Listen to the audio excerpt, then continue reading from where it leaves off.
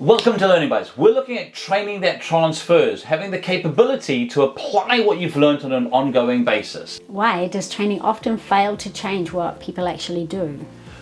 Very often when people train, they'll go and do it in a short block of time and then they'll go back into the whirlwind of work. And what we often find happening is that they're so desperate to keep up or catch up on work that they've got that they don't actually apply the training that they've got. If you're going to bother to train somebody, you need to make sure you give them the time to implement that training.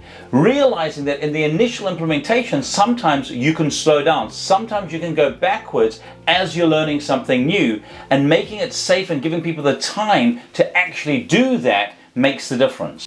What helps learning translate into consistent action on the job then? If you want to see consistent action from your training, I encourage you to create a culture of learning, create a mindset of learning by getting people to stop and reflect on what they've done. We do this often in sales where we get people after every single phone call, after every single visit, we say to them, stop and just ask yourself two questions. What went well? What could I do better next time? And by constantly looking at that, by constantly applying what you've learned to what you've just gone and done, you see people's behavior consistently improving. Is this where a scoreboard can be really useful in a business?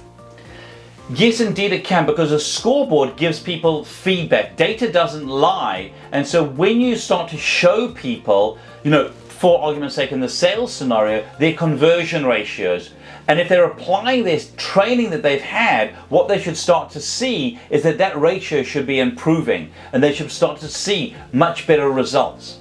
When you invest in your team, you get the best return on investment if you then give them the time afterwards to apply what they've learned and the backing and the support that they need so that they can go through the learning curve that inevitably comes as we start to do something and we have to learn to get good at it again.